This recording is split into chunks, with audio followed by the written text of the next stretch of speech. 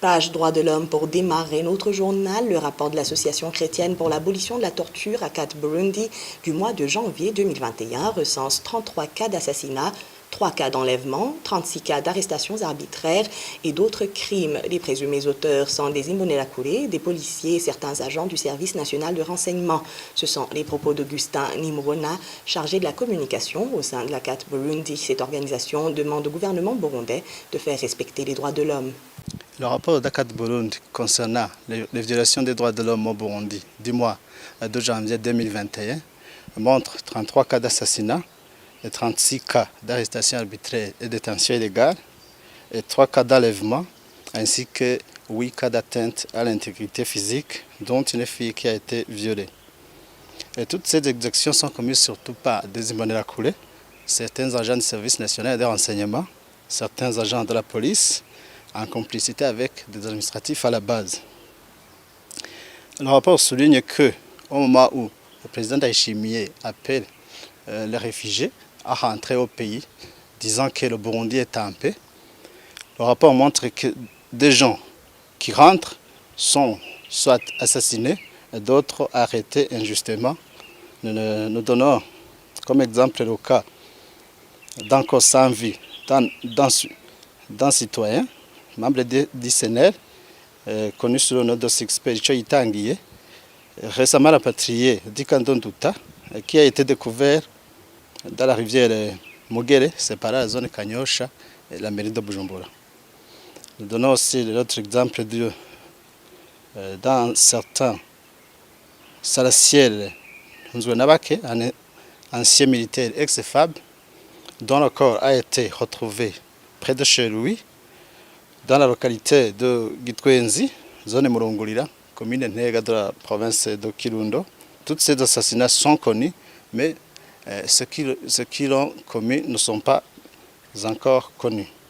Nous notons aussi les arrestations de 2 citoyens récemment rapatriés du cas de Nyarugusu en Tanzanie, dont un certain Justin et Bienvenu Minerekano, qui résidait dans la localité de Buzima, de la zone Kayongozi, en commune Bwero, de la province de Ruyigi, qui ont été arrêtés sur ordre d'un chef local des Imbonerakure, connu sous le nom de Ruben Muyubira, et qui sont détenus actuellement au cachot de la commune Bwero et de la province de Ruyigi.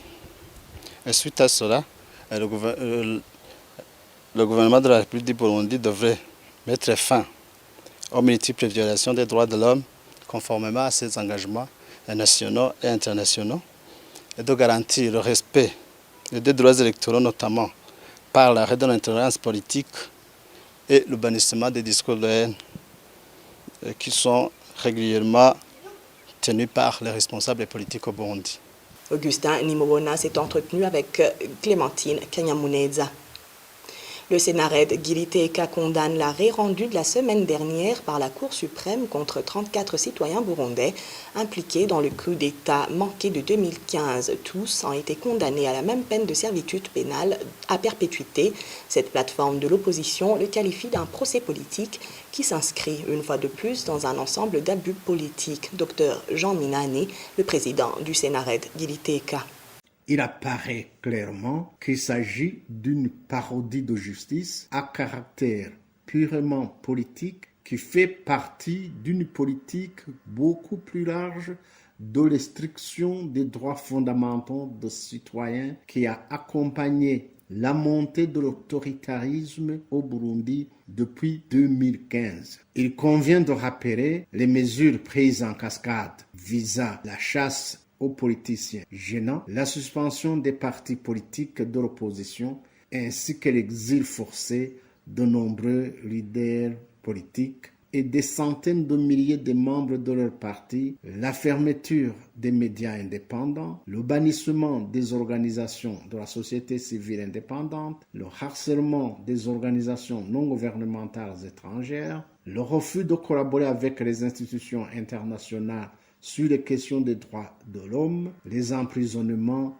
et assassinats à caractère politique. Étonnamment, cette parodie de procès est rendue publique juste au lendemain du lancement du dialogue entre le gouvernement du Burundi et l'Union européenne en vue de tenter de normaliser les relations qui s'étaient détériorées depuis le début de la crise électorale de 2015. Du côté de l'Union européenne, la reprise de la coopération était conditionnée par des engagements spécifiques et concrets de la part du gouvernement du Burundi en faveur du respect des droits de l'homme, de l'état de droit et des principes fondamentaux de la démocratie.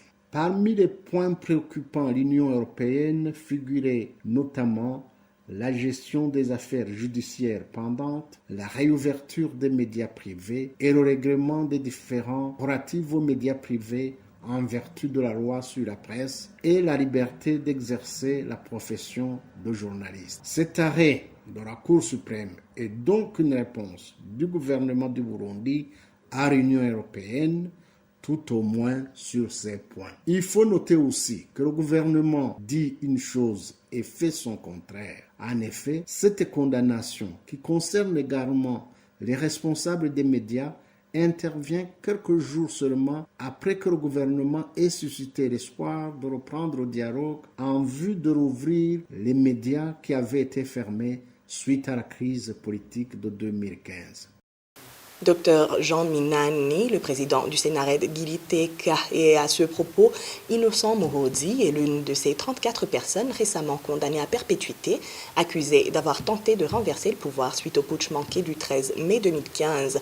Le directeur de la télévision Renaissance dit n'avoir pas été étonné par le verdict. Selon Innocent Morodi, il n'y a pas d'autre voie que le dialogue pour trouver la solution aux problèmes qui minent le Burundi. Je vous prie de le suivre. Tout le monde s'attendait à ce genre de condamnation, en fait.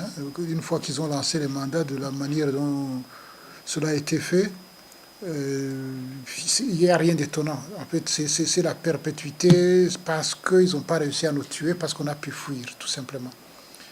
Donc, qui nous condamne à la peine la plus extrême n'a rien d'étonnant. Mais ce qu'il faut rappeler, si c'est nécessaire encore, c'est que c'est le procès intenté par ceux qui tuent, ceux qui violent, ceux qui torturent, ceux qui emprisonnent abusivement les citoyens burundais, ceux qui ont forcé à l'exil des centaines de milliers de Burundais, contre ceux qui plaident pour les victimes. C'est aussi simple que ça. Nous sommes victimes du fait que, constamment, nous avons protesté contre les assassinats, contre les actes de torture, contre les disparitions forcées, contre les viols, contre tous les mauvais traitements qui sont infligés au Burundi. C'est de cela que nous sommes victimes. C'est cela qu'on nous reproche. L'acharnement qu'ils ont mis contre certaines personnes ne se justifie que par le fait que nous avons constamment braqué le projecteur sur ce qu'ils étaient en train de faire, alors qu'ils auraient aimé le faire à huis clos. Il n'y a pas beaucoup d'autres explications à ce qui est en train de se passer. La preuve, ça fait des années que nous sommes en exil. Mais combien de gens sont morts entre-temps? Combien de gens sont en prison? Combien de gens ont été torturés? Combien de situations de viol il y a au pays? Combien de disparitions forcées? Donc c'est une situation à la burundaise actuelle depuis que le CNDD-FDD est au pouvoir, où encore une fois, c'est les tortionnaires qui accusent les victimes ou qui accusent ceux qui plaident pour les victimes. Ce n'est pas étonnant, on s'y attendait absolument.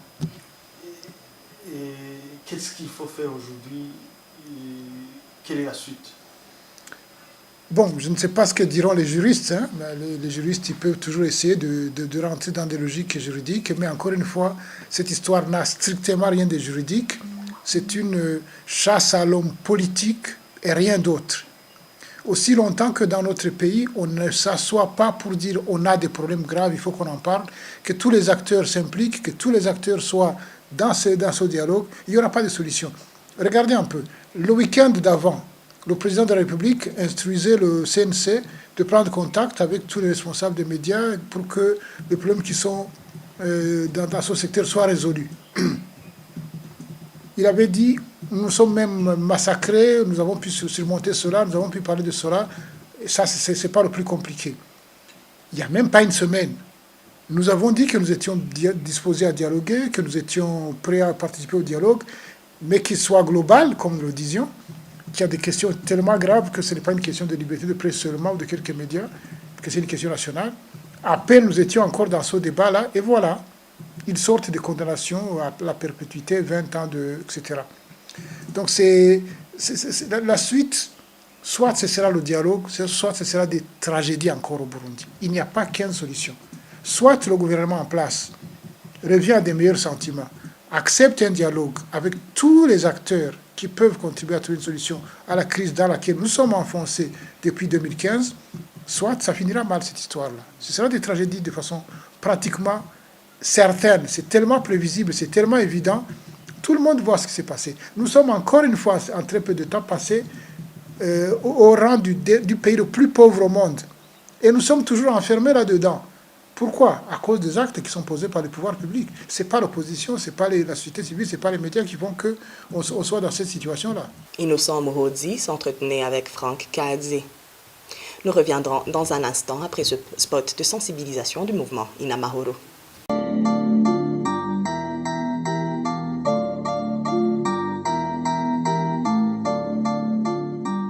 Chers parents, s'il advenait qu'un membre de la famille attrape la COVID-19, votre rôle est primordial. Prenez vite et faites respecter les mesures recommandées en pareilles circonstances pour protéger les autres membres de la famille. C'est votre devoir de rappeler et appliquer toutes les instructions pour prémunir votre famille des effets néfastes de la maladie.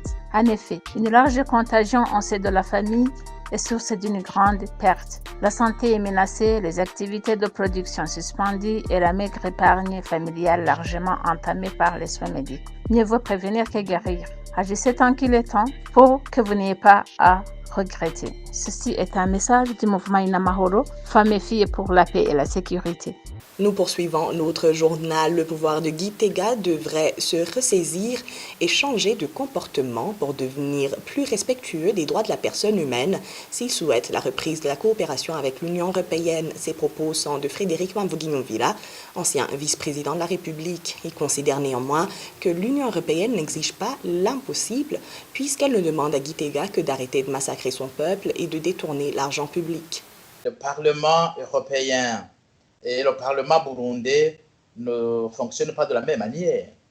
Le Parlement burundais, il agit, il travaille sur les injonctions de l'exécutif, du chef de l'État. Mais ici, les parlements européens représentent leur propre pays. Et ça veut dire que c'est plusieurs pays, l'Union européenne, et ses députés proviennent certainement des nationalités variées, différentes. Et puis, cet argent qui doit être donné au Burundi ou au pays des ACP, c'est l'argent du contribuable européen. Ça veut dire que cet argent doit suivre des règles. On ne peut pas le donner n'importe comment. Et au bout du compte, de quoi il s'agit? Il y a une signature de la convention signée à Cotonou. Et puis, cette convention précise bien en son article 96 que pour qu'il y ait l'aide financière qui soit accordée à des pays signataires, ça veut dire que quelque part, ils doivent respecter, les droits de l'homme, ils doivent respecter les principes de la démocratie, ils doivent respecter les principes de la bonne gouvernance. Et notez une chose, ces exigences concernent leur propre pays. Est-ce que vous avez entendu une exigence qui concerne l'Union européenne? Loin de là. Mais non. Ça veut dire que si tu veux être aidé, il faut que tu te comportes convenablement envers ton peuple. Maintenant, te demander de te comporter convenablement envers ton peuple. Ne pas tuer les gens. Ne pas dilapider les biens de l'État ou les confisquer pour ton propre compte. Est-ce que ça, c'est un mal? Il devrait comprendre justement ce genre de message et accepter de changer de comportement. Et le chef de l'État doit comprendre justement à ce niveau que s'il doit ouvrir le Burundi et changer vers la communauté internationale et changer son image dans le concert des nations, il doit absolument changer de comportement. Ça veut dire qu'il a des atouts pour pouvoir le faire. Et la communauté internationale le soutient dans cette voie-là. Mais il lui appartient de comprendre ce message et de ne pas chercher à avoir le beurre et l'argent du beurre à la fois. Mais non, il doit accepter ou bien de garder son beurre et n'avoir pas de l'argent, ou donner son beurre, ça veut dire changer de comportement et avoir l'argent qu'il cherche de la part du contribuable.